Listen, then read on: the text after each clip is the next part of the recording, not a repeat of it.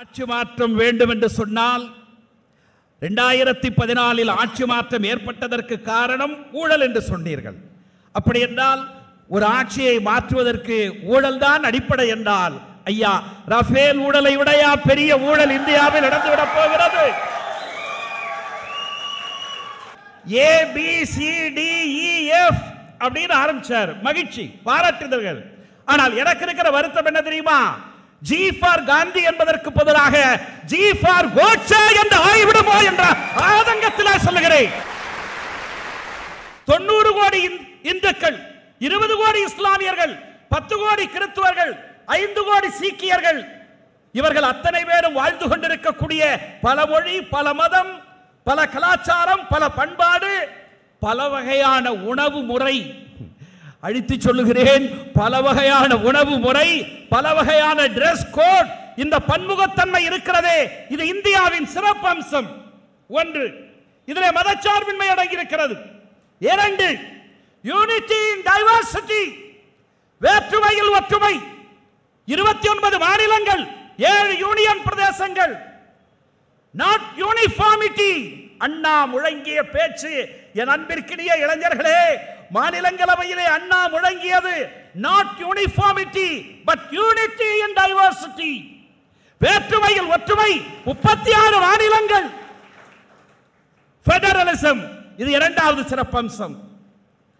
பல்வேறு அதிகாரங்களை உள்ளடக்கி இருக்கக்கூடிய இந்திய நாட்டினுடைய சிறப்பு என்ன தெரியுமா? பல தன்னாட்சி அமைப்புகளை உள்ளடக்கி இருக்கக்கூடிய ஜனநாயகம். நரேந்திர மோடியும் கூட கோஆபரேட்டிவ் ஃபெடரலிசம், கூட்டுறவு கூட்டாட்சி, அதுதான் எங்க ஆட்சியோட முழக்கம்ங்கிறாரு. அது இல்லைங்கிறதுக்கு நான் செய்தி வச்சிருக்கேன். அது இல்லைங்கிறதுக்கு செய்தி வச்சிருக்கேன். ஆர்பிஐ சிபிஐ விமர்சித்திருக்கிறார்கள். ஆனால் எங்காவது ஒரு சிபிஐ இயக்குனரே அந்த சிபிஐ இயக்குனரை விமர்சித்த வரலாறு உண்டா? இந்த நாட்டில் இருக்கக்கூடிய இந்த அமைப்புகள் அத்தனையும்.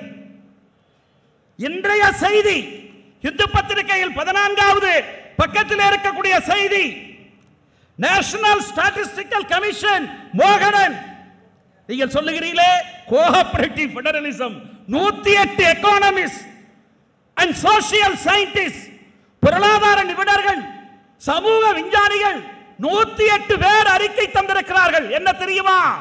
மோடிக்கு எதிராக, இந்த ஆட்சிக்கு எதிராக அன்கம்ஃபர்டபிள் டேட்டா, இவர்களுக்கு சாதகமாக எதையாவது சொன்னால் அதை ஏற்றுக்கொள்ள முடியாது என்று 108 பேர் கையெழுத்து போட்டு இன்றைக்கு வந்திருக்கிறது இந்த பத்திரிகை. நண்பர்களே, ஆட்சி மாற்றம் ஏன் தேவை தெரியுமா? இந்தியாவின் பன்முகத்தன்மை, இந்தியாவின் கூட்டாட்சி தன்மை, இந்தியாவினுடைய ஜனநாயகம், இதெல்லாம் சிதைந்து சின்னாபின்னமாய் சீரழிந்து போயிருக்கிறதே, இதை காப்பாற்றுவதற்கு ஆட்சி மாற்றம் தேவை. சொன்னீர்களே 2014 பொய்யான வாக்குறுதிகளை அள்ளி வீசினீர்களே, ஏழை எளியவர்களை ஏமாற்றினீர்களே, வஞ்சித்தீர்களே.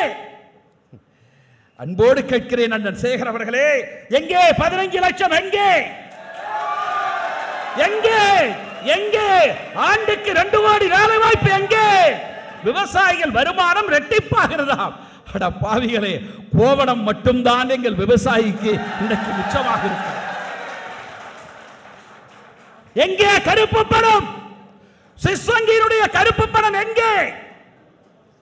சொன்னீர்களே ஒளிரப் போகிறது, மிளிரப் போகிறது, தொழிற்புரட்சி உருவாக போகிறது சொன்னாரே. எனக்கும் பெருமைதான், எனக்கும் மகிழ்ச்சி தான். ஹமாரா கர், ஹமாரா மந்திர், ஹமாரா நேஷன் பச்சாவோ. கரெக்ட் தானே? அதுல ஒண்ணு தப்பு இல்லையே நான் சொன்னதுல. சொன்னீர்களே ஒளிரப்பாகிறது, மிளிரப்பாகிறது என்று சொன்னீர்களே. இந்தியா முழுவதும் 20 லட்சம் சிறு குறு தொழிற்சாலைகள் மூடப்பட்டிருக்கிறது. 7வது படுக்கும் என்சான் உடம்பை 4 சான் அகண்ட ஓலை குடிசையில் முழங்கால் மூட்டு முகம்பர சுருட்டி வழங்கு திமிழர்சு வளைத்த வில்லன கிடப்பவன், கடுமையாக உழைப்பவன். அட பாவிகளே, 20 கோடி பேர் வேலை இல்லாமல் இருக்கிறாரே. சிறு குறு தொழில்கள் நசுக்கப்பட்டிருக்கிறது. எக்கானமிக் ஜர்னல்ஸ்ல என்ன எழுதுறான் தெரியுமா? Demonetization and GST continue to haunt. இந்த நாட்டின் பொருளாதாரத்தை வேட்டையாடி முடித்து விடவில்லை இந்த நொடிப்பொழுது வரை. Till this minute, இந்த நிமிடம் வரை பணமதிப்பிழப்பும் ஜிஎஸ்டியும் இந்த நாட்டின் பொருளாதாரத்தை அங்கே சீரழித்திருக்கிறது என்று எல்லோரும் சொல்லுகிறார்கள். வாராக்கடன் சொன்னீர்களே, அந்த ஆட்சி இந்த ஆட்சி என்று சொன்னீர்களே, 15 லட்சம் கோடி வாராக்கடன். இந்தியாவினுடைய பொதுத்துறை நிறுவனங்கள் எங்கே போயிற்று? ஓடிட்டா. 50,000 கோடியை தூக்கிட்டு மெகுல் சோக்சி ஓடிட்டா, நிரவ் மோடி ஓடிட்டா. என் தோழர்களே, இங்கிருந்து அங்க போய் விஜய் மல்லையாவும் மெகுல் சோக்சியும் இங்கிலாந்துல போய் உட்கார்ந்துகிட்டு இந்தியா இங்கிலாந்து டெஸ்ட் மேட்ச் இங்கிலாந்துல பார்க்கறானே, இந்த அவமானம் இங்கே இருக்கிறோம். ஜிஎஸ்டிக்கு எதிரானவர்கள் அல்ல நாங்கள், ஜிஎஸ்டிக்கு எதிரானவர்கள் அல்ல. ஒரு புதிய வரி வருகிறது என்று சொன்னால் அந்த வரியின் மூலம் என்ன நடக்க வேண்டும்? ஒன்று, விலைவாசி குறையணும், இல்ல வரி குறையணும். குறையல. ஆனால் மாண்புமை மத்திய அமைச்சர்கள் எல்லாம் சொன்னார்கள். ஏன் இதே கோவைக்கு திருப்பூருக்கு வந்த, நான் பெயர் சொல்ல விரும்பவில்லை, ஒரு அமைச்சர் சொன்னார், விலை குறைந்திருக்கிறது. உங்களுக்கு தெரியாதா? ஆடி கார் விலை 4 லட்சம் குறைந்திருக்கிறது என்கிறார்கள். நான் ஒற்றை வரிகளில் சில செய்திகளை சொல்லுகிறேன். ஏன் வேண்டும் தெரியுமா ஆட்சி மாற்றம்?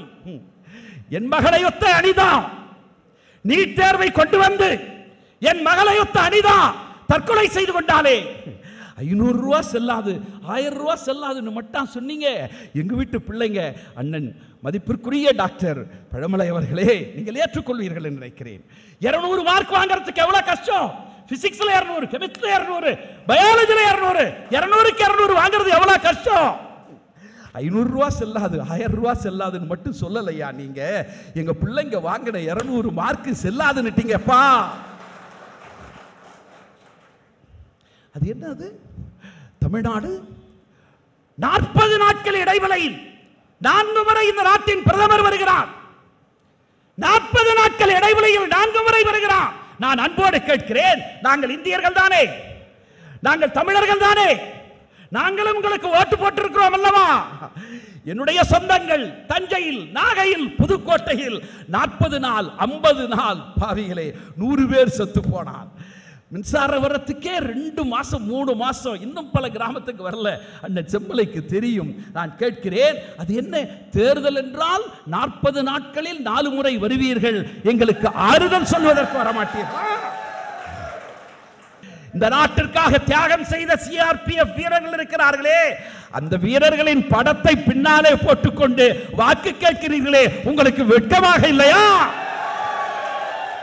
ஒன்றை சொல்லி முடிக்கிறேன். 30 வினாடி. இந்த ஆட்சி மாற்றம் தேவை என்பதற்கு ஒரே செய்தி. பாலச்சந்தர் படத்துல நீங்க பார்த்திருப்பீங்க, ஜெமினி கணேச சௌகார் ஜானகி இவன் ஃபைலை பத்தி பேசுவான், அவன் லைஃபை பத்தி பேசுவான். நினைவு இருக்கிறதா? ஐயா, ஒரு ஃபைலை காப்பாற்ற முடியாத நீங்களா 120 கோடி இந்தியர்களின் லைஃபை காப்பாற்ற போகிறீர்கள்?